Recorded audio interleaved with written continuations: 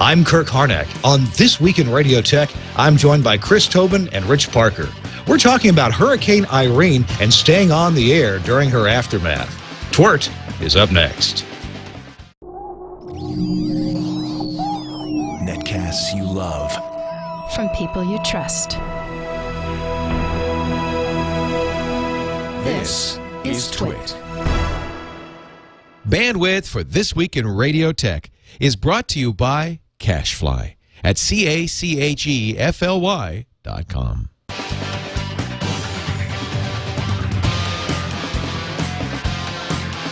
This is This Week in Radio Tech, episode 97, recorded August 31st, 2011. Goodnight, Irene, and good riddance. This Week in Radio Tech is brought to you by Omnia Audio and Omnia AXE, Windows software that offers audio processing and audio encoding for live web streaming. On the web at omniaaudio.com/AXE. Hello and welcome in. It's time for This Week in Radio Tech. I'm Kirk Harnack. I'm the host and founder of the show, and I'm really glad to be with you. My own background, well, I was a very frustrated disc jockey. Wasn't very good at it. And I seem to be good at fixing things. So I started a little engineering company called Harnack Engineering, fixed radio stations. I was a contract engineer and worked around the central part of Kentucky and then western Kentucky, and then eventually moved to Memphis, Tennessee, and built a lot of radio stations and fixed broken ones around there. At the moment, I am the Executive Director of Sales and Marketing for Telos, Omnia, and Axia, the Telos Alliance. And one of those companies, Omnia, is the sponsor of today's show. So thank Omnia very much for sponsoring This Week in Radio Tech. So there's all my disclaimers. You know a little bit about me. We've got a co-host on the show today, and that is usually, I call him the best-dressed engineer in radio, but maybe not so much today. He's on vacation. It's Chris Tobin. Hey, Chris. Hello, Kirk. Yes, I'm on vacation on the Jersey Shore. No, I'm not hanging out with those folks, but I'm not too far away. And I'm using a VoIP headset, so I do sound like I have phone quality, but there is some video attached. And recently I was with CBS Radio Group. I've now moved on to a company called Musicam USA, and I'm the president of that company, and we do codecs. So just for disclosure purposes. And also I've been doing some consulting for broadcasters on the side, which began to generate some conflict of interest. So I decided to move into that direction as well. So that's where I stand at the moment. So and I'm relaxing here on vacation, so it's nice. Well, I'm glad you're getting some vacation time. My goodness, it's well-deserved. I know how hard you've been working, especially when it's just so tough to get hold of you. Hey, Chris, I'm in the city. Let's go to a show or something. No, I'm busy. We're really working here. I'm glad you're getting some vacation time. Hey, and also on the show... I've been good about your visits. Well, I'm sorry? I've been good about your visits to town. Yeah, well, you have actually. It was just once when you had to decline. I think you and Lisa had something else planned, but we got together later on.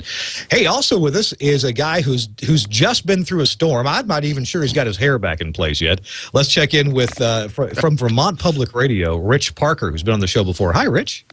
Hey, Kirk and everybody. It's good to be here again. And yeah, my hair is. There's no more of it, no less of it than there was before. Well, Rich, you're the Director of Engineering, aren't you, for Vermont Public Radio? I am indeed. We're a statewide public radio network across the state of Vermont. We serve the people of Vermont with two services, VPR Classical and VPR News and Information. And as you can imagine right now, our news and information people are working double, triple duty, getting information out and helping people get information about the storms, about road closures, about bridge outages, about where the National Guard is distributing food and water and all kinds of stuff. So it's been pretty hectic since Sunday. Yeah, and actually, this past weekend, I had I had the pleasure of doing weather on TV this past weekend at the local Fox affiliate here in Nashville, where I occasionally fill in doing that. You know, when they're really desperate, and everybody's on vacation, they call Kirk to come in and do the weather. Oh, you're really desperate, aren't you? Okay, I'll come do it this weekend. And so I got to follow the storm, Hurricane Irene, up the coast, and as it went across North Carolina as a hurricane, and then across parts of New Jersey as a hurricane, and then kind of decreased to a tropical storm. Still a lot of rain, and that was the real big thing with it. The wind wasn't so awfully bad as it could have been had it stayed a hurricane, but the amount of precipitation that it brought to the area was just incredible. And so, Rich, I tell you what, let's start farther to the south, where the hurricane first came in to people on this show. Chris Tobin, why don't you tell us your experiences in getting ready for this thing? What did you guys do to get ready for this huge storm, and how did it turn out for you? Actually, turned out very well, if you can say that. I think it pretty much became a tropical storm when it hit land near Coney Island, Brooklyn. Our preparations involved checking all battery-operated equipment, connectivity to the transmitter sites that would be relying on local Verizon, local common carrier stuff. We went to our wireless connections to make sure that we had our STLs that are wireless working, and alternate plans using maybe cellular if need be, and generated checks, make sure everything was fueled up, fluids were proper.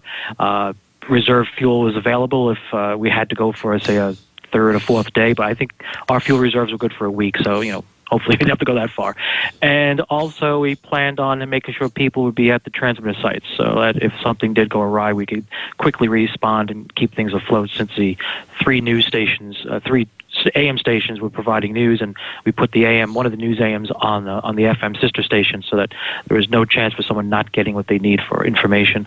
It was a lot of preparation work, and it paid off. As you may have seen, heard, we did not get as hit hard as we thought, but there was plenty of flooding in areas. It was quick flash flooding, and then it receded.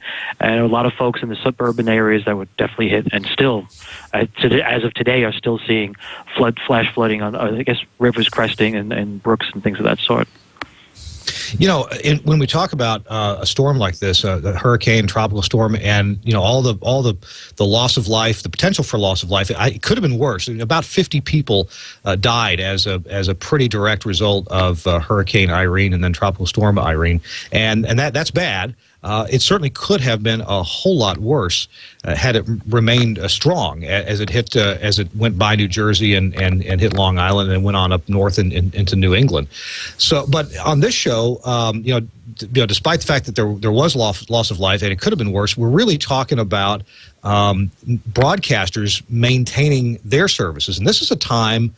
Whenever there's emergencies going on, when broadcasters, it's really good if they can stay on the air, and it's really good if they can, stop the music if they're a music station and get emergency information on the air when they can to help people out. Certainly, there's news stations to do that. Although there's plenty of parts of the country where there's not a news station nearby.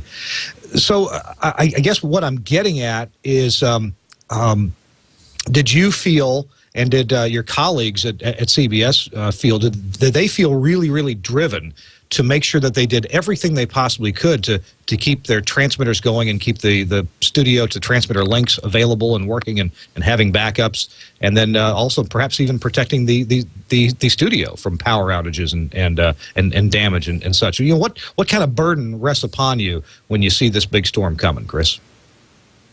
Oh, wow. Absolutely. Everyone did, all hands on deck. We sat and talked about where the weaknesses would be, what if scenarios. So what if there's a flood, say, in lower Manhattan?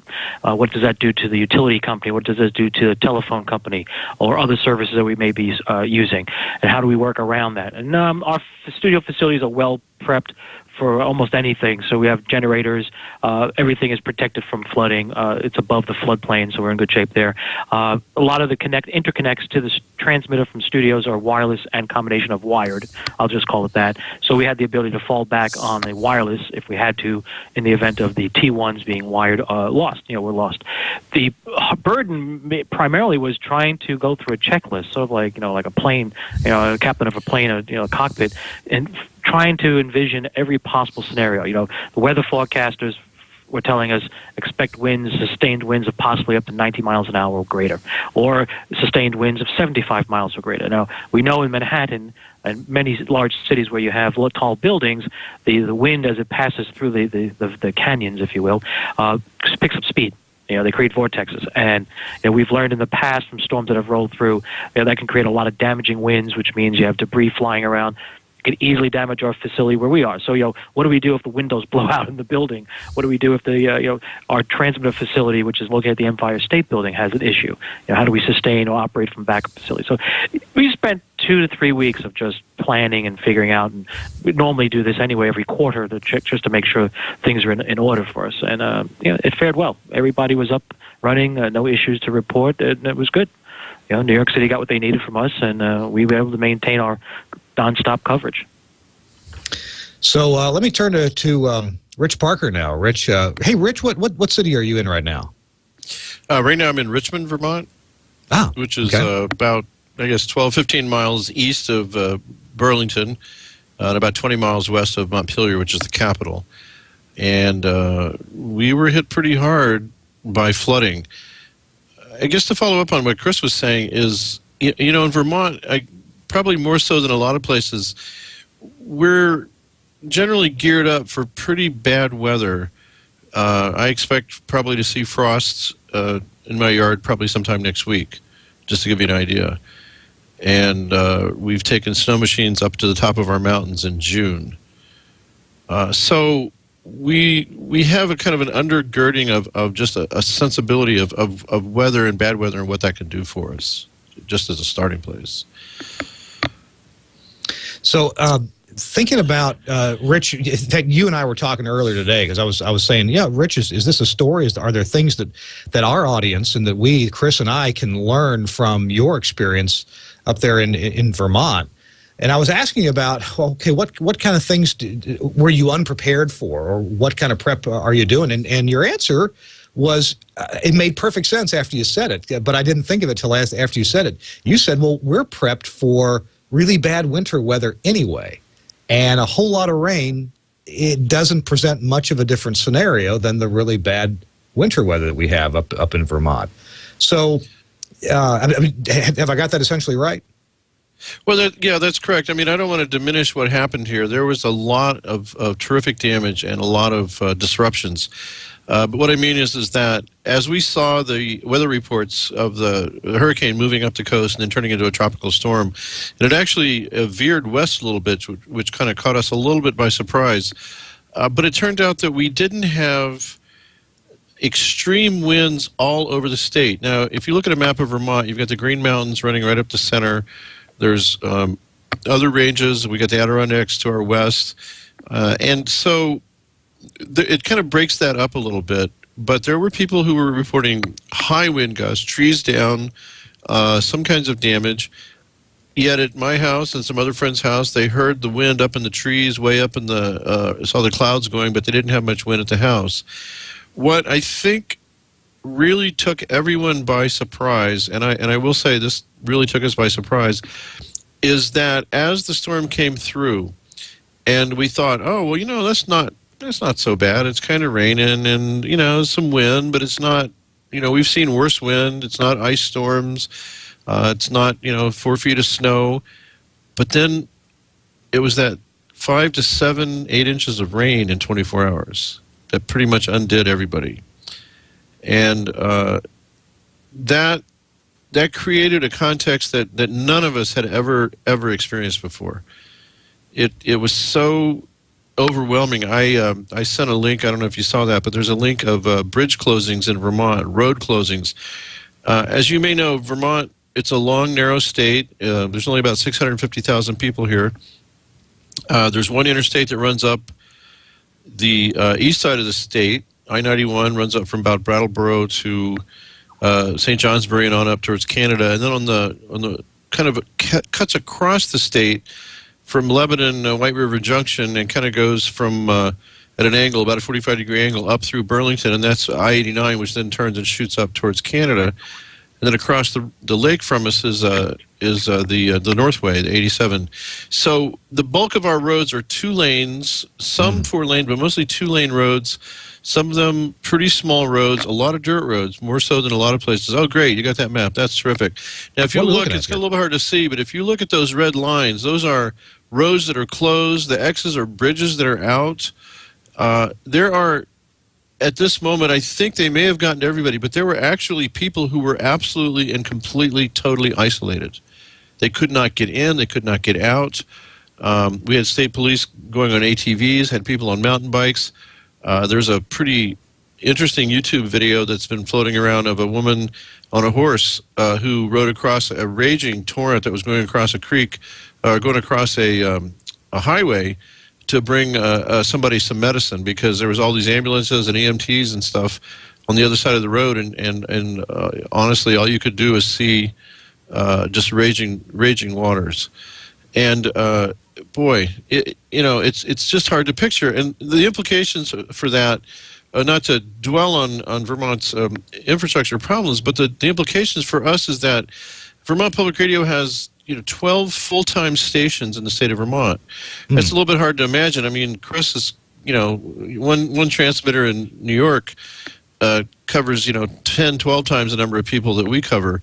But because of our terrain, because of the mountainous areas and the valleys, we need lots of transmitters and translators too. We have about 16 translators to get our signal to everyone in Vermont because of the way that this, because of this terrain. So while we were very fortunate in terms of our infrastructure being fairly well stable during the storm and after the storm, we were conscious of the fact that if we had serious problems, it would really be difficult. One of our sites is on Grandpa's Knob, which is outside of Rutland. The town of Rutland was completely isolated for a period of time. It's not a big town, but it's not, by most people's standards, but it's a good-sized town for Vermont. I want to say 25, 30,000 people maybe, and it was completely cut off. You couldn't get in or out of town. Now, our transmitter site is outside of town, and the road to the transmitter site, I don't know if it's in repair, but it was completely washed out. So you can imagine that presents some challenges. Now, you were asking about preparation, and it's true. We do prepare for bad weather. We have a number of sites where it's a shared site, and our landlord, if you will, is the Vermont Public Television. Those sites have generators, large generators. Mount Mansfield is probably the biggest site. That's our 49,000 watt transmitter at 4,000 feet, 49,000 watts at 4,000 feet. And that's a shared facility. It has CBS, ABC, Fox. There's another commercial broadcaster. It's got FBI, Weather Service, all kinds of facilities up there. That's got two 500 kVA generators up there with huge tanks of diesel up on top of the mountain. And at that site, we also have numerous backups. We use a 950 STL, digital STL. We also have off-air pickups so that we can pick up some of our other stations around the state if we were to lose the STL. And there's a microwave feed from the television station, Vermont Public Television, where we feed with IP audio codecs. In fact, Chris, we're using a couple of NetStars for that, as it turns out. And so we have always been conscious of that site, of the need for the backup power and also the backup audio to our site, because that's our biggest and our main site. So then to turn that around, other stations also can listen to that station as an off-air pickup or as a backfeed. We run HD on that, so we run HD1 and HD2 and HD3. And because we are a statewide network with two complete services, news and public classical music, where we have news and information, we have HD2, so which is VPR classical, and so on, for instance, VPS on top of the mountain, that HD2 can serve as kind of a backup STL, if you will, an off-air feed for a number of stations and translators. So that kind of gives you a picture that we really have begun trying to think about our infrastructure and how we can keep it going. Now, having said that, we've done some expansion over the last few years, and some rapid expansion. And one of the things that I did on Saturday night late was, for instance, I sent out an email to all of our staff, senior staff and board ops and different people. And I said, okay, here is our station inventory, and here is our generator inventory. And I said, you need to know, and you need to be able to tell people, and you need to be able to respond to this, that if we have major power outages, these are the stations which don't have generators yet. And, it's something that we'd like to get, but it's, they're expensive, and we're working towards that. But there was about 4 stations that we know do not have generators, And that was, frankly, that was a problem for us. You know, I mean, to think about what happens if we lost those stations. So, Here, I wanted to look at a couple of these coverage maps. Here's some coverage maps for your two different networks, the news and the classical. Can tell us, so what stations here are key for you to keep on the air? If you had to ignore some off the air and work on others that need to get put back on the air, how do you prioritize that? Okay, we'll start on the left. That's VPR. Obviously, the big circle on the top, that's WVPS. Now, those are kind of idealized pictures that the marketing people like because they're easier to understand than an actual. Well, you know, if you look at a Longley Rice or even a FCC contour of those stations, it's a little bit ugly because of those mountains. But actually, I'd like to applaud you right there because you just brought up a couple of terms that we haven't really used on the show before, and that's FCC contours and Longley Rice. And this is kind of interesting to understand how, because usually when people in the public see the coverage area of a radio station, it's a big circle, you know. In fact, we used to, the bigger the better, right? AM stations that I worked at, we just take part of a map, we'd photocopy it, we take a 45 RPM record, right? So we draw it, and I said, here's our coverage map. And, you know, well, yeah, you can pick us up over, you can pick us up over there. Maybe we should get a bigger 45. Exactly. So tell me what you can about this notion of coverage with FCC contours and whatever is Longley Rice. Okay, I don't want to. I'm going to be embarrassed because I can't give you the full technical description. I'm sure there's other people that can. But the FCC basically takes what they call a 60 dBu contour or a 70 dBu contour, and that's usually a 1 millivolt per meter squared, I guess, signal. And what it is, they take 8 radials, and they basically calculate the point and the HAT, the height above average terrain, and they use that. There's an algorithm that they use, which then allows them to draw a circle joining those 8 points, sort of a curve fitting on those 8 points, right? Okay. And it bears some relationship to the actual signal. I mean, it's not terrible. So, for instance, if one of our stations is in a valley, so the Longley Rice, even though it's an omnidirectional station, it's got a very sort of oblong, weird-looking FCC contour because the signal it doesn't go past those mountains. Gotcha. So the FCC method doesn't really take into account the finer points of terrain, right? It only takes into account a very kind of limited amount of terrain. Okay. Now, Longley Rice, I'm sure there was probably 2 guys who wish I remembered who they were, named Longley Rice. Mr. Longley and Mr. Rice. And Mr. Rice could even have been Miss Rice. We never know. But those take into account the signal strength along a number of radials at when I draw my maps, I can set it up to do, a meter apart, a kilometer apart, however you want to do it, over, 36 radials, over 360 radials. And basically it tries to go out and generate plots of coverage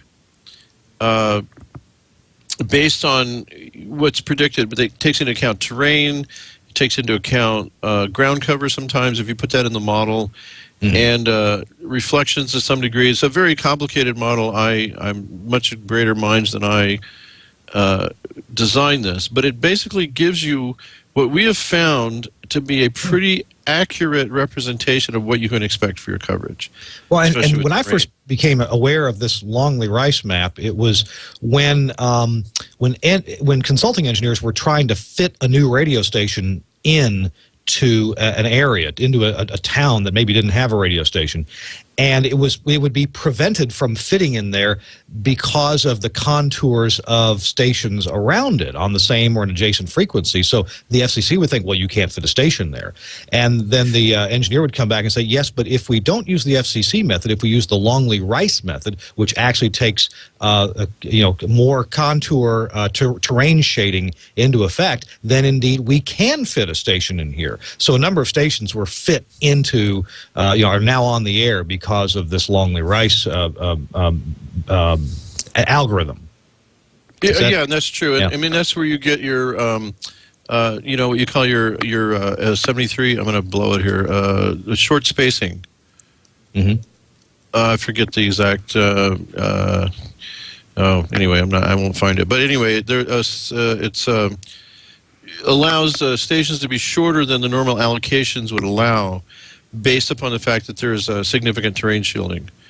So, for instance, our station, if you looked at WBTN FM, that's our station in Bennington. It's in a slot in a valley above Albany. Below it, there's a rock station at First Adjacent, and above it, there's another station, First Adjacent, and it's really too close to either of those stations in terms of FCC allocations.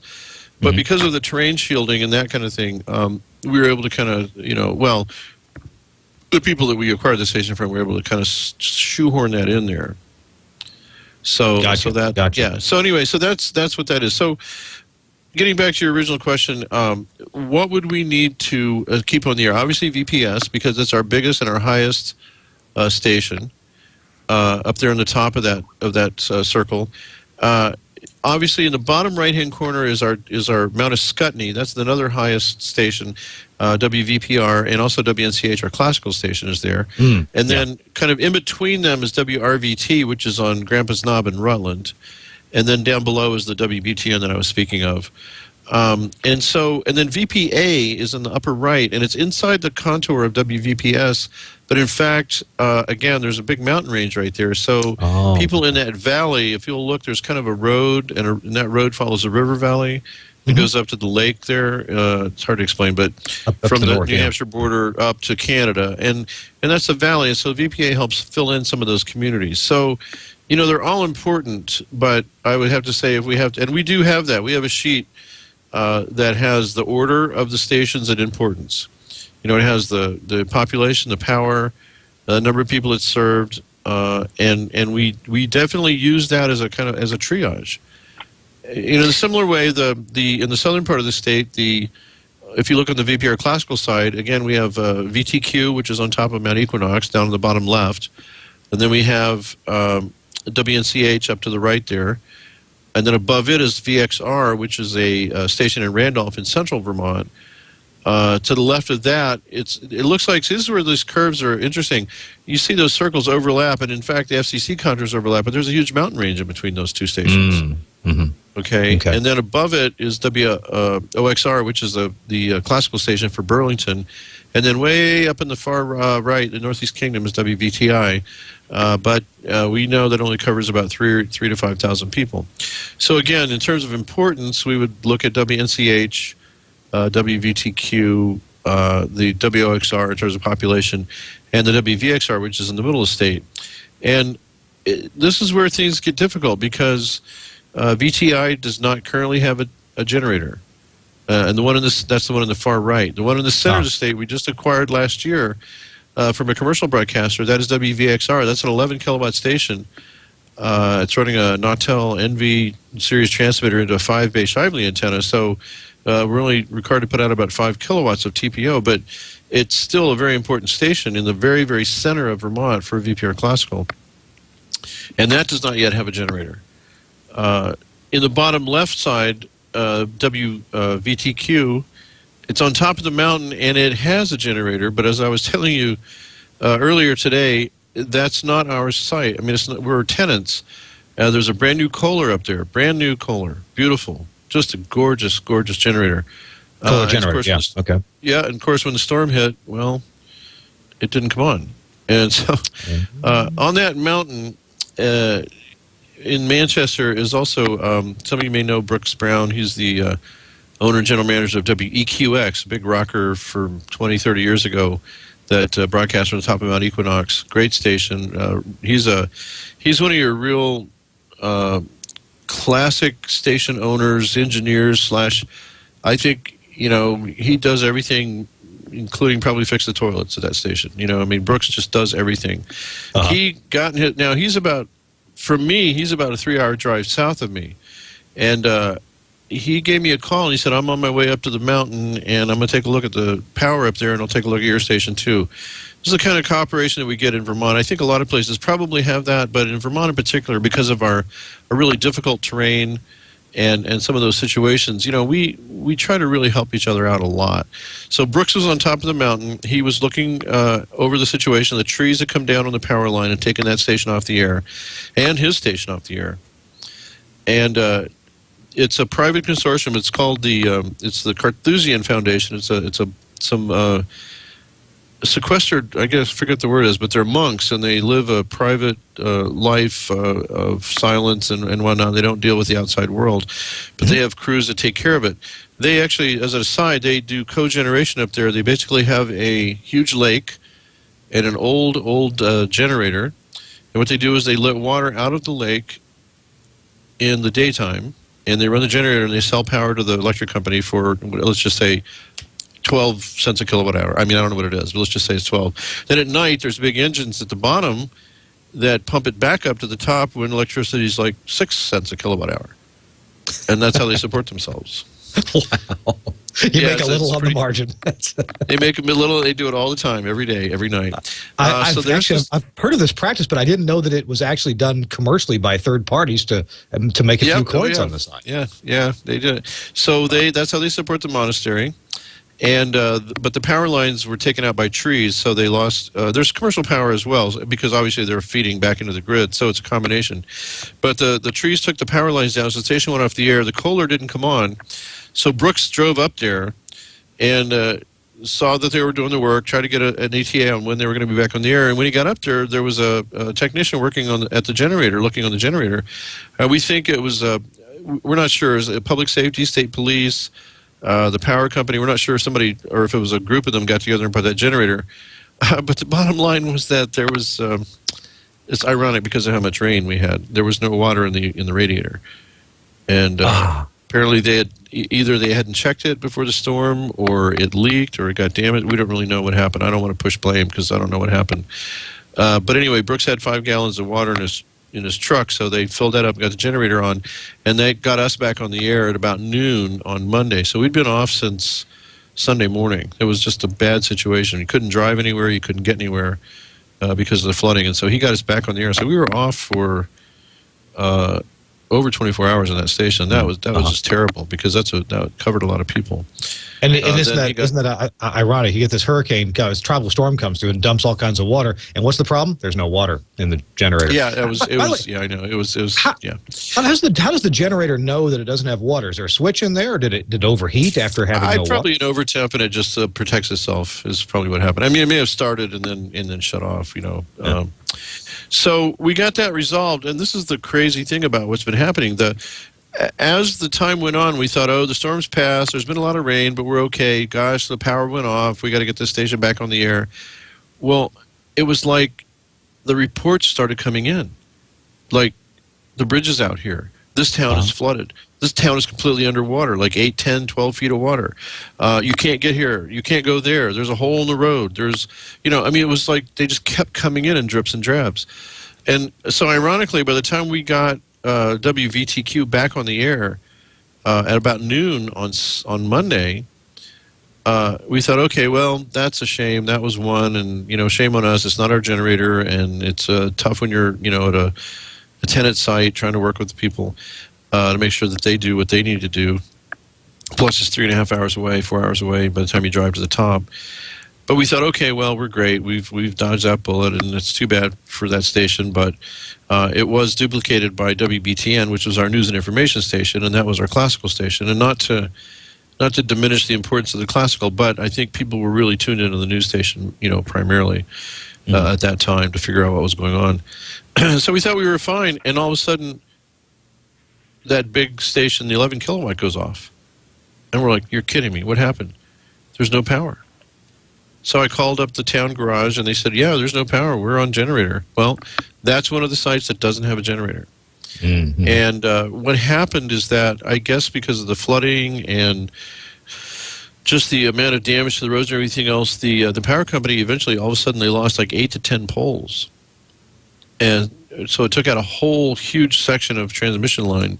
And it took that station. In fact, there's a cell company there. AT&T was there. They had a big cell site there. And evidently, they didn't have a generator. So I'm calling around all day Monday trying to find generators. Well, now this is Monday. If I'd have thought on Saturday maybe we'll need a generator there, I might have been able to get one, but of course by Monday there was no generators to be had. They were coming from Pittsburgh. Right. They were coming from, North Carolina, all that. So I called a fellow in Northfield, I guess it's Brookfield, in generator service, and he said, boy, everything I've got's out. I got some coming in on Friday. And I said, well, I understand. I appreciate it. And he calls me back about 2 hours later, and he says, do you feel lucky? I said, I just had a 60 kilowatt come back from New Hampshire. They're done, and they've got their problems all straightened out, so I can drop it off at your site in the morning. I said, well, great. So he says, but I don't have a transfer switch for it, so you're going to have to get your electrician down the site, and you're probably going to have to pull the mains and just wire it directly in, and then, when commercial power comes back, I have to do the same thing to go back. So I said, oh, great. So I called my other engineer, who was Brian Marshall, who was up on top of Mount Scutney at that point.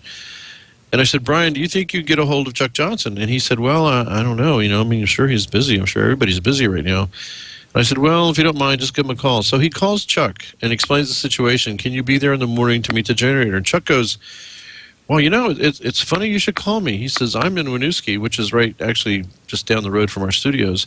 And he says, I got my truck, and he says, and on the back of my trailer, I got a 60 kilowatt generator because I'm going to Randolph, where your station is, because AT&T asked me to put a generator down there because their cell site's off. And he goes, it's a 60. It's way bigger than anything they need. He goes, when I'm down there, I said, if you'll meet me there this afternoon, I'll hook you up. So I wrote a memo to the staff. I said, when the good Lord smiles on you, it's a good thing.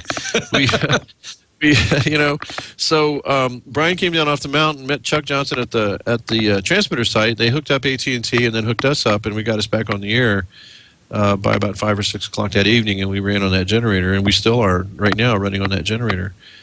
And that's just the kind of crazy stuff. Other than that, I can't believe it, but we didn't lose any of our internet T1s, any of our STL lines. None of our phones went down. Other than losing communication because the site didn't have power and eventually the UPS died. So it was I felt very good about it because I felt like all the preparations that we've been doing over the years, the incrementally trying to get our situations, beefed up, getting our stations hardened, getting more facilities. And of course, then it makes the checklist. Boy, I really got to get that generator, for that station. Boy, we need to really get that generator. And one of the things I talked to our chief financial officer about today, I said, well, we can't do this for every site, but we do have a triage, a priority list. And in the course of talking to the generator salesman, I said, what can we do? And he goes, I do have a 20 kVA unit that's trailer mounted, and you can throw a couple 125-pound propane tanks on it. And I thought, and it was under 10 grand. I thought, well, that would be a really good start. I mean, not that 10 grand is nothing, but it would be a good start, for us to be able to continue to beef up our sites and to be able to have at least something, because we have a Shively 2-bay. I can't remember the number on it, but it folds up. It's like the field thing they use like for military and different things. It's a 2-bay FM that's basically broadband. It folds up and it goes into a 6 or 8 inch pipe.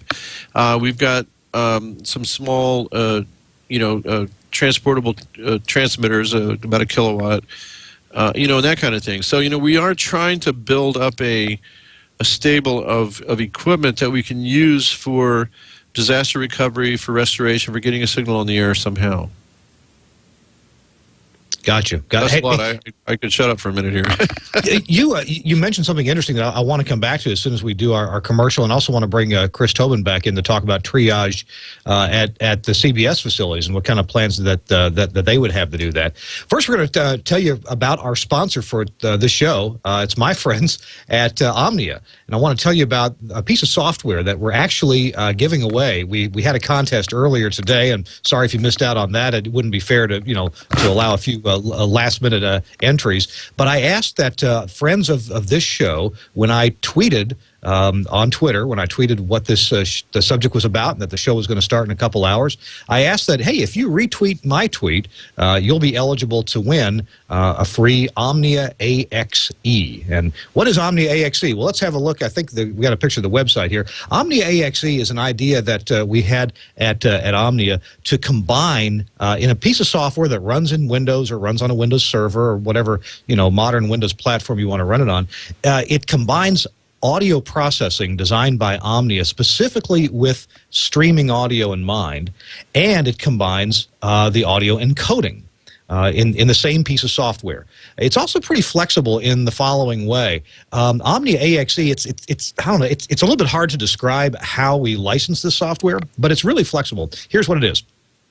When you buy Omnia AXE software, one license from your favorite broadcast dealer, what you get is a single instance that you can install on your computer, and you can feed it with one stereo audio thing, and whether it comes from a sound card or whether it comes in from any Windows sound system device, including a LiveWire driver. In fact, the software even comes with a LiveWire driver if you want to use that, and then you can make a processing instance for that, and you can process it in a however you want to. You can use presets that we supply, or you can make your own preset, and then you can encode it using any of the standard popular encoding algorithms. There's a bunch of different flavors of AAC in there, including AAC, high efficiency AAC, HEV2. There's of course, MP3, and gee, I should have been better prepared so I could tell you all the different flavors there are. But there's most of the things that you would want to encode are there. Well, the software with one license, you're not limited to just encoding one stream with one algorithm or one style. You can take that same audio. It's got to be the same program, and with one license, you can process it and encode it in different ways, as many different ways as the CPU of your PC will handle. So if you want to make low, medium, and high bitrate MP3 streams at the same time, you can do that. And you want to process them differently, you can do that. If you want to make different bit rates of AAC or HEAAC or HEAAC V2 or AAC LD, all these different stream types you can do at the same time with just one license. Now, if you want to buy additional licenses, that's for doing additional or different, audio programs. So maybe you want to, you have an AM and an FM station. Well, you buy two licenses, and it'll put out streams of these two different programs. You put two sound cards in your computer, or again, use the LiveWire driver and bring in up to 8 different, actually more than that. You can bring up to 24 using the LiveWire driver, and then encode them up to the capabilities of the CPU of that computer. Hey, I'm using this at my radio stations. If you check out my radio stations at, for example, khjradio.com, that's my radio station in American Samoa. I think we're doing HEAAC V2 on that one for a kind of a 48 kilobit, maybe it's 56 kilobit stream. We're also using it on my stations in Mississippi, for example, at kicks929.com. I think that's the URL, kicks929.com, and click the listen button, and you can hear it right there. So it's Omnia AXE. Again, it's Windows software that you buy from your favorite Omnia dealer, run it on a Windows machine, and you can stream to your heart's content. Now, I got to tell you, if you're wanting to stream to a bunch of folks, this is not replication software. This is audio processing and streaming in the same piece of software, and then you want to feed this for replication to a Shoutcast server or Icecast or Steamcast. You can also feed it to your favorite streaming service provider. Check it out. Oh, if you want to put metadata into, no problem. You can put metadata into the stream via connection ports that are contained within the Omnia AXE software. I encourage you to check it out. And hey, Rich Parker, I'm going to ask you to do me a little favor real quick. I've got a whole list of people here who have retweeted the fact that this show is going to be on. Rich, give me a whole digit number between say 1 and 10. Pick something at random. 9. 9. All right. All righty. We have a free copy of Omnia AXE for a friend of the show. He goes by the handle on Twitter of Robin Just, with an E on the end. Robin Just Emery. And Robin, Mark it down. You have one Omnia AXE. I'll make a note of that right there. All right, Robin, we'll be in touch over Twitter, I suppose, because that's how I know how to reach you. And we'll get your free copy of Omnia AXE. And thanks for all of you who participated in retweeting about the show. We're working on getting more listeners and making sure that your radio engineering friends are aware of This Week in Radio Tech. So appreciate it very much. All right, let's continue on with the show. Oh, thanks, Omnia, at omniaaudio.com. for sponsoring This Week in Radio Tech. I appreciate it very much, and thank you for employing me, too. That's really nice of you. Hey, let's check back in with the vacationing. We're going to have to talk. That sounds good. The vacationing Chris Tobin. Chris, when Rich was talking about triaging stations and transmitters, on the one hand, Rich has got, I guess, a lot more transmitters than you guys do, but yours cover a lot of folks up there in New York City. It's probably, I guess they're all important, right? You got to keep them all on the air. But if you had to triage some things, how do you do that? How do you decide what to go work on first, Chris? Well, the best thing when it comes to triage response is you practice in advance during the downtime, when things are calm. So we have gone to great lengths to put in procedures and step-by-step checklists, if you will, for various situations that may occur. I'm not saying hurricanes or tornadoes or that kind of thing. Just what if? What if the transmitter goes off the air? Which one? Where is it? What's the backup to it? And we've worked on response times, believe it or not, and the ability to get back to on air as quickly as possible. So we also have a portable transmitter for the FMs if we need to really go crazy. But the backup sites are set up in such a way that we can fall back to them and get back on the air quickly with city-grade coverage, as you would expect. That's pretty much in a nutshell the easiest thing I could say. When it comes to this past weekend, the first thing we do is we check to see, is everything in place? Do we have what we need where it should be? Checklist according to that. Who's where? Where are the resources, human assets, if you will. And then we deploy it properly, or just say, okay, we'll stay in one location, or somebody, in our case, we have transmitters on the, if you will use Manhattan as the center, we have on the east side of Manhattan, not the island itself, but the geographic area, transmitters for the AM stations. Then we have on the west side over toward New Jersey, transmitter sites as well. So, who's where and what, who could respond to them and hopefully not be impacted by the flooded waters of a roadway or fallen tree or the bridges out on the way over. And that's one of the things you do for triage. Any radio station, where no matter where you are in America or the world, but plan in advance beforehand, and that way you're somewhat ready. Guaranteed to work? Probably 99% of the time. Can you plan for every event that could possibly be thrown your way? No. But if you have something in place, just like a pamphlet, and you write down what to do in the event of, like a generated checklist. We're not on the air. Why? First thing you look for is the transmitter on. Is there power at the building? Do you have connectivity on the remote control? Things like that. That'll tell you right away where your problems lie. And then you just go from there. As Rich pointed out, there's a lot of things you are prepared for. You think you got everything under control, and all of a sudden you get the phone call. Well, guess what? The road is out. This is out. Suddenly we lost power. Why? Oh, 9 or 8 poles are gone. Things like that, and you say, whoa, okay, that what if scenario didn't come to mind, but how can we work around it? And having alternate paths and people in the right place helps. I hope that helps to bring some light to triaging. That's how we would have handled it at CBS in New York. The engineering staff at CBS New York is, know their way around, know what to do, well-versed, have many years of experience on many levels. So, when you bring people together with a focus, you can't go wrong. That's the way to do it. Chris, I'm sorry, Rich, one thing you mentioned to me on the phone today was you're talking about your telco and your IP infrastructure, your connectivity between sites, and I'm pretty sure you told me that wasn't really affected. That was amazingly robust.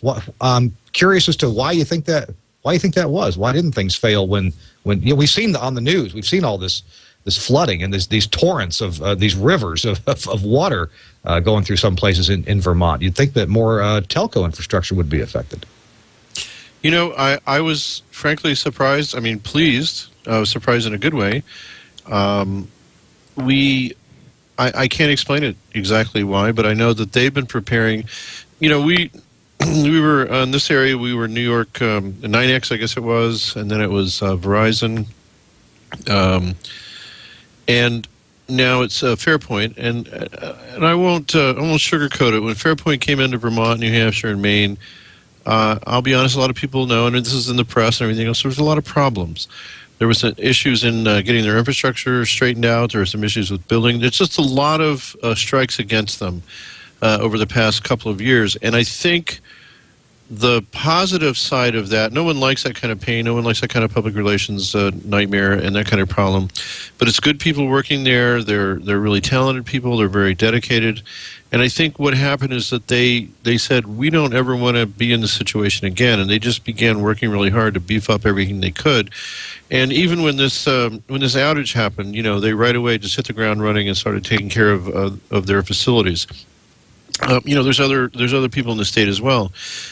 But I think that's part of it. It's kind of like all that bad in the past kind of led them to, like the old the old Avis commercials were number 2. We got to try harder.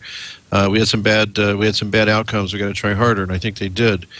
The other piece of it is that, as I was telling you on the phone, sometimes it's not easy for us to get reliable telephone service to sites, and so we use.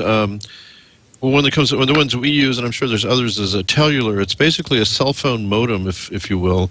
Sure. It's a box that allows us to hook up. What we use are the Burke GSC 3000s, and basically it's a serial connection. They do have IP, but a lot of times we don't have IP to those sites. Mm-hmm. We use those cell phones to dial into our remote control and do a lot of control that way. So to some degree, as long as the cell companies have their sites with batteries and generators and there's the cell infrastructure is working, we're able to get to our transmitters and control them. So that's a way. Now, we also have IP links to all our sites, and we kind of cheat. We use basically serial to IP converters, and that works really well, or IP to serial on the other end. And we're able to control a lot of our equipment directly over IP. But again, we did not see any of those IP circuits go down this time, and that's not always been the case. The only thing I can say is that perhaps some of the reason was because of the mountainous areas and the way that this infrastructure, challenges are in Vermont, we have a lot of aerial stuff, a lot of aerial fiber, a lot of aerial wiring, a lot of aerial T1s, and not so much stuff underground, which would have been actually not a good thing this time because of how many roadways were washed out, rail beds, bridges just completely taken out. So a lot of this aerial stuff from pole to pole, notwithstanding that we lost those 8 to 12 poles in the central Vermont area, but I'd say in a large part that may have helped us. And, with the IP and T1s and everything, moving forward the way it is, more and more of these companies have Sonnet rings around the state of Vermont. So if there was an outage somewhere and they just took out a whole section of fiber, usually they can reroute it around the other direction and find a path. So I think that had something to do with it as well. Rich, you mentioned to me about picking up other transmitters off the air if you needed to. Is that something you can control remotely? Can you tell a transmitter site 60 miles away, hey, obviously you don't have any audio, let's make you go to the tuner and pick up this off-air audio? Or can that happen automatically? Kirk, it's a little bit of both. We currently don't have it do it automatically for a whole number of reasons, because we don't know which ones might be off. We want to be able to monitor it, but in fact we could. We, not to plug a particular manufacturer, but we just received several Nautel transmitters which have built into them, if you will, silent sensors built right into the transmitter, and you can have what are called presets. So if I have an STL and I can tell it, if you don't get a signal on the audio input in a minute or 2 minutes or whatever I decide, load preset 3, and that's going to take you to an input from a composite input, for instance. So that's the kind of thing that we can do. We haven't implemented yet, but we've thought about it. And it's always a challenge because one of the limitations, and Nautel has been very upfront about this, they haven't got the software to the point where I can say that preset 1 is a priority, so if it comes back, to go back to it, which would be ideal. Yeah, sure. But again, having said that, you can see that that's the direction that things are going. Everything is IP, everything is remote controlled. I'll give you an example, which is kind of unusual in the sense that you might not think of it, but we use these boxes they're called NPO2s, NPO8s, NPO16s. It's from a company called Synaxis. And what these are, these really came out of the kind of the remote server world. But basically, they look like big power strips, but they have IP and serial connections. And what these do is I can log into it and I get a web page and it shows me all the outlets and what's plugged into them because I label them, and what the status is. Is there commercial power? Is it on? Is it off? And I can actually just take a mouse and I can click it and reboot a piece of equipment remotely. I can't tell you how much that has saved us here in Vermont, particularly when it's freezing cold and it's ice and it's a 3-hour drive and then an hour snowmobile ride just to reboot something. Oh, geez, yeah. That has just been phenomenal. Now, the question came up, and I always say, don't ask me how I know this, but in fact, sometimes your failures are what let you make progress. We had a link to a site that was all remote controlled by IP and phones, and we ended up using a LAN link, but there's lots of different IP radio types. This was diplex into our 950 and at 900, and it was working really great until the modem on the far end locked up, and we were like, "Oh, right, now what?" We we have all this wonderful boxes that we can control by IP that we could reboot it, but of course we couldn't reach it to reboot the very most important thing, which was the modem, right? Well, actually, and that's what I was going to ask you. In an IT environment, there's a lot of boxes that can be fixed by just rebooting them. Absolutely. Computer users. Absolutely. But in broadcast, and I must admit, I'm doing a lot less engineering now than I was in the early 2000s and all through the 1980s and 1990s. And hey, in radio in 1990, we had no concept of reboot something. We didn't have gear that if you unplugged it and plugged it back in, it would work okay. So what are some of the more common pieces of gear that you find a need to reboot remotely? Well, things like our Omnia. No, I'm kidding. Process. Well, that could happen. That absolutely could. I very rarely have to reboot those. But let me just finish one little tiny thing about the Synaxis, and I'll tell you why. Yeah. Sure. Inside those, they have these web servers. They also have lots of intelligence in them, and we discovered that with the help of the company that I can actually set those things up, and I can say, let's say we have something critical like a modem, or the remote control, or the Synaxis, the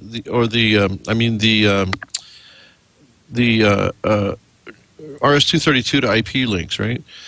Those boxes, if they go, that's very important. Well, it turns out that these Synaxis boxes, you can actually set them to ping the device on a regular schedule. Oh. And then tell it, if you don't get an answer within X number of seconds or a minute or something, just reboot the outlet. Oh. So, excellent. That's the kind of thing that, not to throw off on any particular company's product, but that's a big thing that would be great for DSL modems, which seem to need to be rebooted. Hey, I got to reboot mine every now and then. Yeah. So what you do is you tell the Synaxis to ping the modem, and when it stops responding, it just power cycles it. So the Synaxis is obviously on the network because you can remote control it, and these other devices are on the same network. So you tell it where to ping. If it doesn't get an answer, it knows which plug that you had that plugged into, and you reboot it. Right? Exactly. Yeah. Now here's what you got to make sure stuff's plugged in where you think it's plugged in. Well, you could. Yeah, you don't want to be rebooting the exciter when you can't ping the remote control. That's never a good outcome. But I mean, look, you asked me, what are the kind of things that are IT? When I came to VPR from HYY in 1997, they were using dial-up modems to talk to a VAX mainframe at Dartmouth to do some email and playlists and things. There was not a single Ethernet jack in the term room. I mean, when they wired the room, nobody thought there'd be any need for any kind of network stuff in there. Mm-hmm. Now I've got, I think, 4 or 5 full managed switches in there. It's just insane. So at our transmitter sites, it's the same way. You know, we're running HD, so of course the exporters need to get rebooted. I don't care what company it is; they just need to get rebooted. The importers need to get rebooted.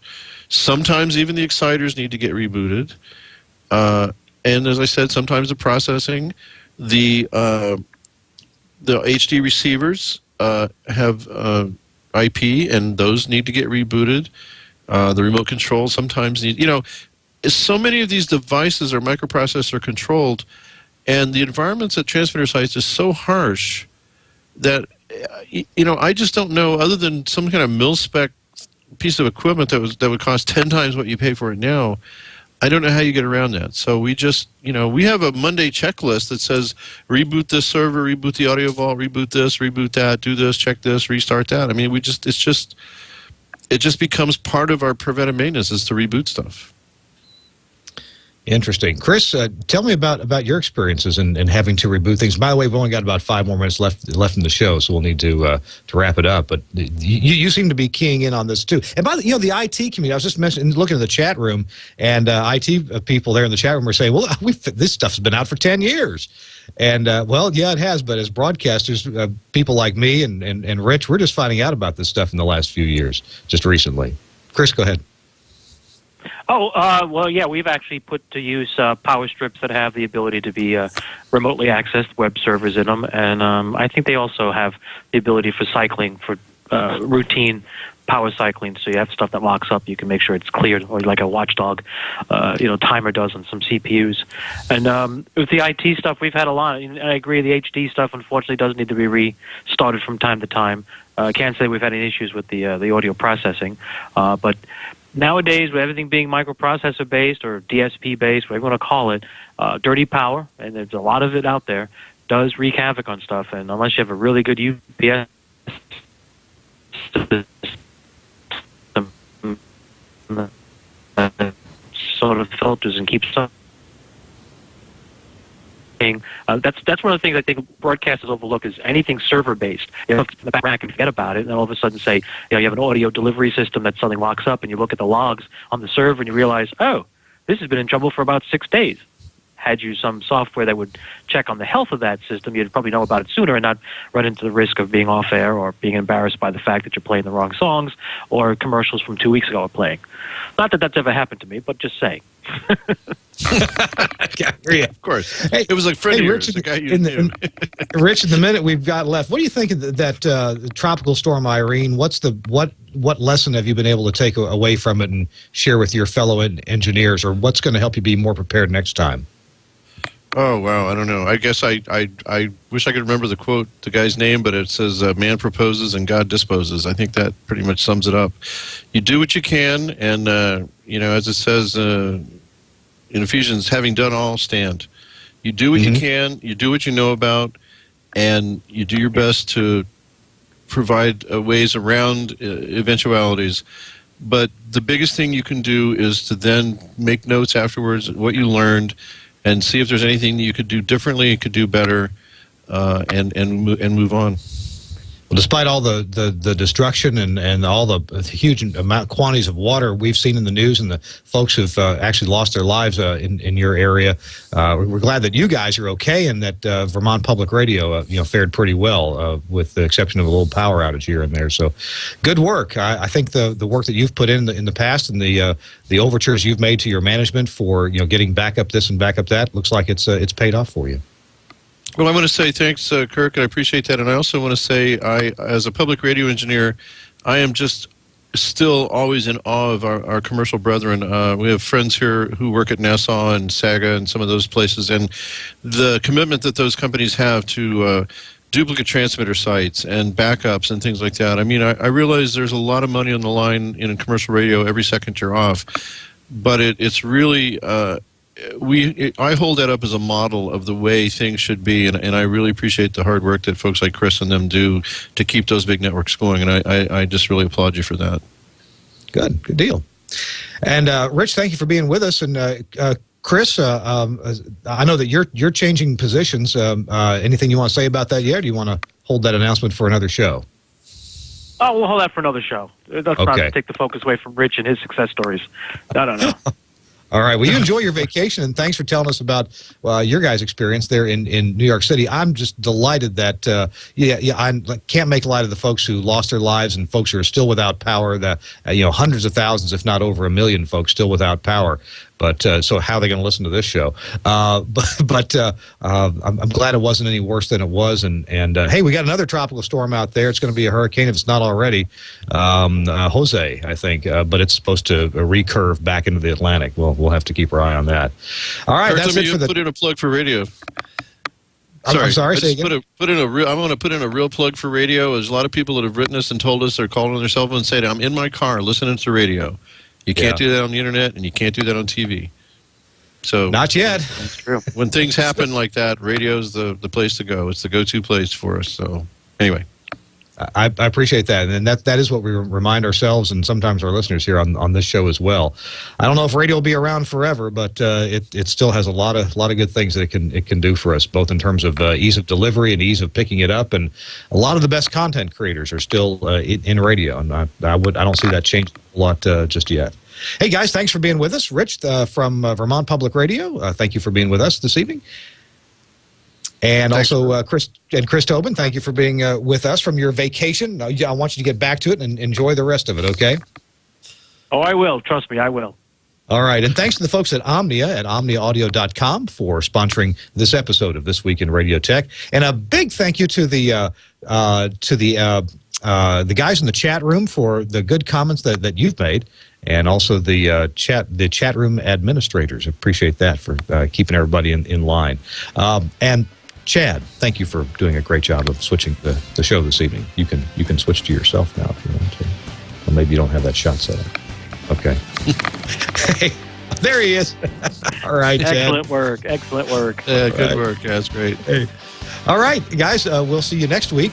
Please join us next week for This Week in Radio Tech. Bye-bye.